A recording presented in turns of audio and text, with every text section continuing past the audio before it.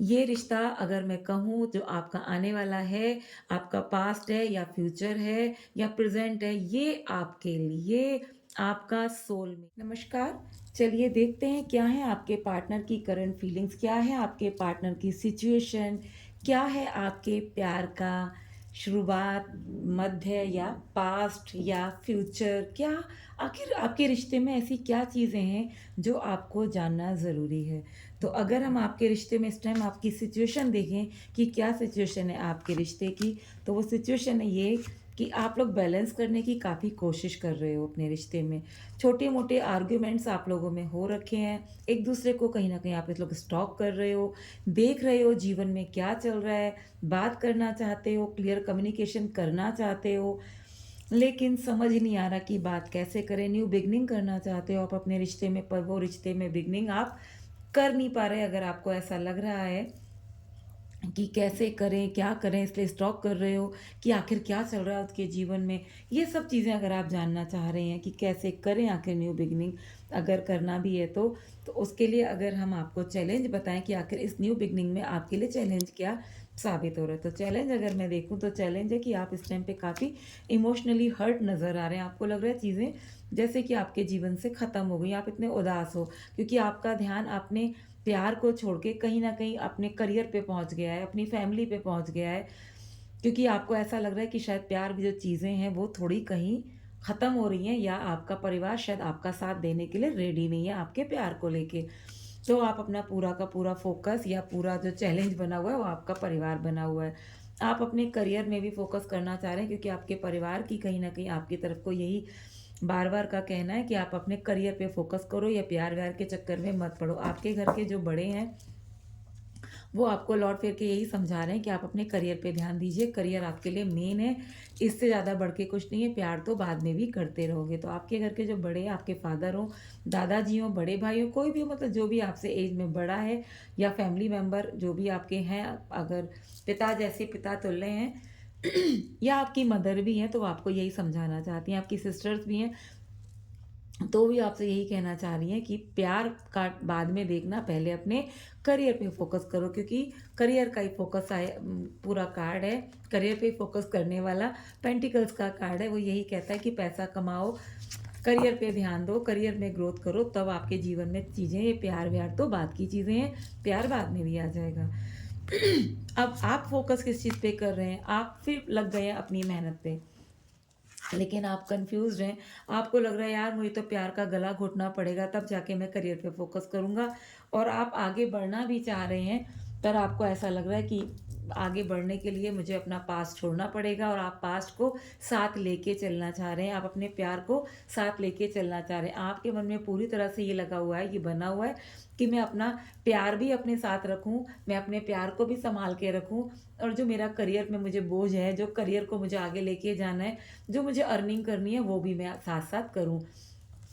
तो आप इन दोनों चीज़ों को लेके थोड़े से बर्डन फ़ील कर रहे हो कि बहुत वज़न आ गया है कि करियर, क्योंकि प्यार को तो आप पाना चाहते हैं, प्यार के साथ आप रहना चाहते हैं, प्यार को आप आगे सँभालना चाहते हैं, उसके साथ न्यू बिगिनिंग करना चाहते हैं, उसके साथ घूमना-फिरना, मज़े करना चाहते हो। लेकिन आपके ऊपर जो बर्डन आया, वो आया आपके करियर का, तो आप थोड़े से परेशान हो रहे हो, इसलिए ऐसा लग रहा है आपको कि काश इसमें से ये स्थिति जो मेरी इस टाइम पे उलझन वाली है, पेरेंट्स मुझे मेरे करियर की तरफ को खींच रहे हैं, मुझे मेरे प्यार की तरफ को जाना है, मुझे समझ ही नहीं आ रहा क्या। तो आप ईश्वर से कहीं न कहीं प्रे कर रहे हो कि ईश्वर प्लीज़ कुछ ऐसा कीजिए कि ये जो मेरी स्थिति है ना कि करियर और प्यार में से मुझे एक चीज़ चुननी पड़ रही है, तो भगवान ऐसा कुछ कीजिए कि ये दोनों चीज़ें ही मुझे मिल जाएँ, क्योंकि करियर आप भी चाहते हो, आप करियर में आगे बढ़ो, पर आप चाहते हो कि प्यार के साथ-साथ आप करियर में आगे बढ़ें।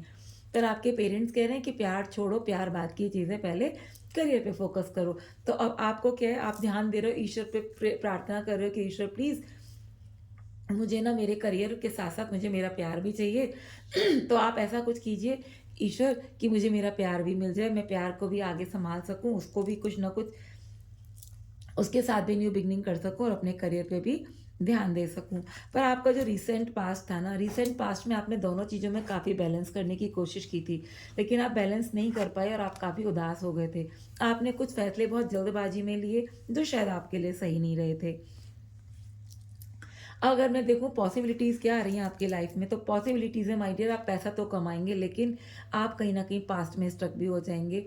आपको ऐसा लगेगा कि मैंने अपने अगर कम्फ़र्ट ज़ोन को छोड़ा होता, मैंने अगर पेरेंट्स की बातों को पूरी तरह से ना माना होता, कुछ बातें उनकी मानता और कुछ बातें मैं अपने मन की करता, तो शायद आज मैं पास्ट को लेके इतना परेशान ना होता, क्योंकि आप उदास हैं।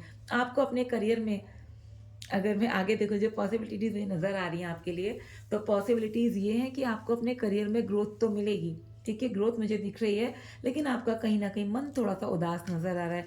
आप पास्ट में स्टक नज़र आ रहे हैं। अब आप थोड़ा-सा एकांत में रहना चाह रहे थे। आपको ऐसा लगेगा कि मुझे कुछ भी नहीं मिल पाया। अपनी अब फीलिंग्स को आप सबसे बता भी नहीं पाओगे। आपको लगेगा छुपाना ही बेटर है, क्या बताऊँ कि मैं पास्ट में कितना ज़्यादा परेशानी हुई, तो वो आप बता भी नहीं पा रहे उन सारी चीज़ों को, जो आप बताना चाह रहे हो। छुपा के रख रहे हो अपने मन को, मन की बातों को इस टाइम पे, क्योंकि आप बहुत उदास हो गए, क्योंकि आपको सिर्फ़ अपने करियर में ग्रोथ मिली, प्यार आपको नहीं मिला। अगर मैं नियर फ्यूचर देखूँ आपका, तो आप शायद किसी से अब अपने मन की बात कहना चाह रहे हैं। आप क्लियर कम्युनिकेशन करेंगे किसी के साथ। कोई आपके जीवन में अब नया आ रहा है, जिसके साथ आप एकदम से क्लियर गिव एंड टेक करोगे। जैसा वो आपसे बात करेगा, आप उससे करोगे, और आपकी जो बातें होंगी ना, वो बढ़िया होंगी, ठीक है?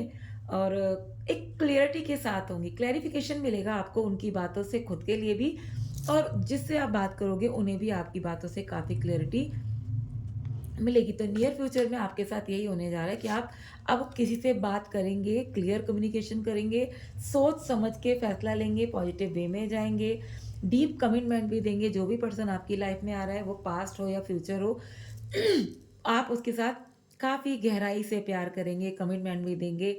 आप स्टेबल रिलेशनशिप आप कहीं न कहीं अपना बनाएँगे, और आप जो बातें करेंगे ना, वो आपकी बातें जो आप करेंगे उनसे और जो वो करेंगी आपसे, मतलब दोनों ही आपस में जो बात करेंगे, काफ़ी लॉयल्टी के साथ बात करेंगे, सच्चाई के साथ बात करेंगे। और अभी मुझे ऐसा लग रहा है कि जो भी आप लोग रिश्ते में आने वाले हैं नियर फ्यूचर में, जो कि तुरंत ही का हो सकता है, वो फ्यूचर जिसके साथ भी आप रिश्ता रखोगे फ्यूचर में, शायद या तो वो या आप उस रिश्ते को समाज से छुपा के रखना चाहेंगे। आप उसको क्लियर नहीं बताएँगे, मतलब उसके साथ तो क्लियर कम्युनिकेशन करेंगे कि रिश्ता हमें कैसे आगे बढ़ाना है और कितना आगे बढ़ाना है। उससे आप ये भी बता देंगे कि हमें लोगों से अभी बातों को छुपाना है। तो आप समाज में इस रिश्ते को अभी ज़ाहिर नहीं करेंगे, जो मुझे लग रहा है। आपकी पावर बनेगी कि आप काफ़ी जासूसी वाला कहीं न कहीं, मतलब आप एक ऐसे बंदे हो कि कोई भी काम ना बिना सोचे-समझे नहीं करते हो। पहले आपने वो गलतियाँ की अनजाने में, बिना सोचे-समझे आप कहीं आगे बढ़ गए थे, जो आपको थोड़ी-सी परेशानी का सामना करना पड़ा। पर अब आप इस एनर्जी में आ रहे हो कि जो भी आप काम करोगे, काफ़ी सोच समझ के करोगे, बिना सोचे-समझे कोई काम नहीं करोगे। नेगेटिविटी से आप पॉजिटिविटी की तरफ बढ़ोगे, आप अपने मन को संतुलित रखोगे, जीवन में बैलेंस रखते हुए आप आगे बढ़ेंगे। यही आपके अंदर की पावर होगी। क्या पावर है आपके अंदर? कि अब आप सीख गए हैं कि अपने मन को वश में कैसे करते हैं, कैसे खुद को बैलेंस करते हैं। अब आप बहुत अच्छी सी एनर्जी में आ गए। क्यों? क्योंकि आपने कहीं न कहीं अर्निंग तो करनी शुरू कर दी है, और प्यार भी आपको आराम से मिल ही रहा है। कोई ना कोई पार्टनर आपके जीवन में आ रहा है। अब आप सीख गए हैं कि कैसे अपने रिश्ते को सँवारा जाता है। अब आप जल्दी से उदास नहीं होगे, अब आप फ्रस्ट्रेट नहीं होगे, अब आप अपने रिश्ते में गिव अप नहीं करोगे, जो गिव अप आपने पास्ट में किया था। अगर देखा जाए आपके इर्द-गिर्द की जो चीज़ें हैं ना, अब वो भी बहुत अच्छी-सी हो गई हैं। आपके साथ कोई फीमेल एनर्जी ऐसी है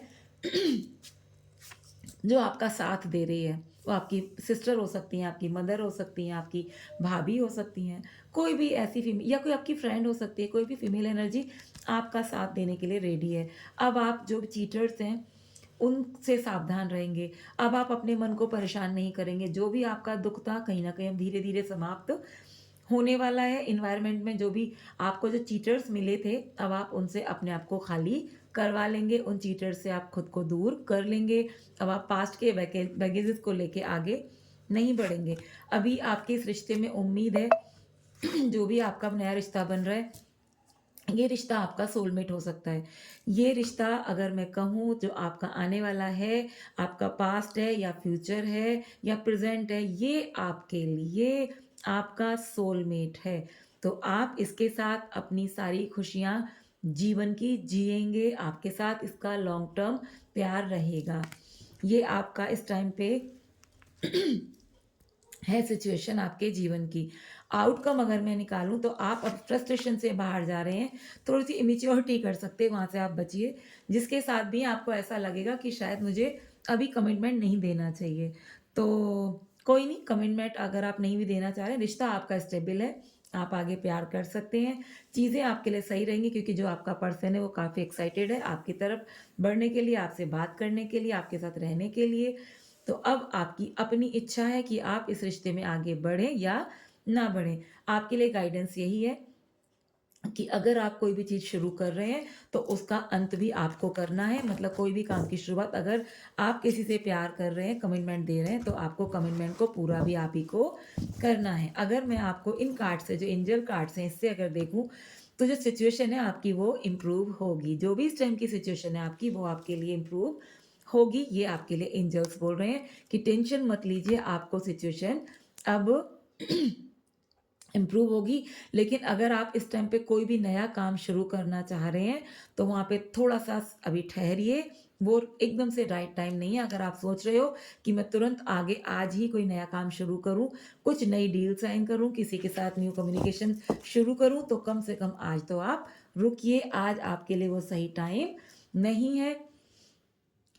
और अब जैसे ही आपका कल का दिन बीतेगा, कल आप कोई नया डिसीज़न मत लीजिए, लेकिन जैसे आपका कल का दिन बीतेगा, आप जिस दिन भी ये वाली रीडिंग देखेंगे, ऐसा नहीं है कि ये जब आपको 1 साल बाद अगर मिलेगी तो ये 1 साल पहले की होगी तो आपके काम नहीं करेगी। आप अगर कल देख रहे हैं तो कल भी आपके लिए काम करेगी और 1 साल बाद देखेंगे तभी भी आपके लिए काम करेगी। लेकिन जिस दिन भी देखोगे उसके अगले दिन से ही आपके लिए चीज़ें धीरे-धीरे आसान होती शुरू हो जाएँगी, बेटर होना शुरू हो जाएगी आपकी जो भी सिचुएशन है। क्योंकि आपको जो एंजल हैं वो यही कह रहे हैं कि टेंशन मत लीजिए, अगर आप कोई भी काम करना शुरू कर रहे हैं तो थोड़ा-सा धैर्य रखिए, आज का दिन छोड़िए, कल से आपकी सिचुएशन धीरे-धीरे सँभल जाएगी और आप अपने जीवन में खुश रहेंगे।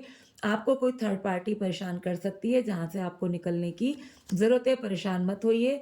बस आपको एक ये भी मैं आपको बताना चाहूँगी कि जो भी आप आगे करना चाह रहे हैं, वो थोड़ा-सा रुक के कीजिए। दूसरा, किसी के सामने ज़ाहिर मत कीजिए। जो चीज़ें आप ज़ाहिर करते हैं, शायद वो आपकी पूरी नहीं हो पाती, उसको कहीं न कहीं नज़र लग जाती है। तो इमोशंस में बह के आप अपनी चीज़ों को दूसरों के सामने रिवील मत कीजिए, जब तक कि वो काम आपका पूरा ना हो जाए और थोड़ा आप अपने आप को स्पिरिचुअल भी बनाइए। जब आप स्पिरिचुअलिटी की तरफ बढ़ेंगे, जब आप ईश्वर की तरफ बढ़ेंगे और लोगों से अपनी बातें पूरी तरह से शेयर नहीं करेंगे, कुछ ख़ास बातें अपने मन के अंदर रखेंगे, तो चीज़ें आपके हक में जाएँगी। आपका प्यार हो, आपका प्रोफ़ेशन हो, आपका पैसा हो, सब आपके हक में रहेगा, आपके लिए फ़ायदेमंद चीज़ें होंगी साबित तब जब आप अपने मन की सारी इच्छाएँ, सारी बातें लोगों को ना बताएँ। क्योंकि आपकी बातें जब लोगों तक पहुँचती हैं तो आपको नज़र लग जाती है उन चीज़ों में। तो यही आपके लिए थी गाइडेंस और यही थी आपके पार्टनर की आपके लिए करंट फीलिंग्स। वीडियो अच्छी लगी हो तो please like, share, comment, subscribe ज़रूर कीजिएगा। धन्यवाद।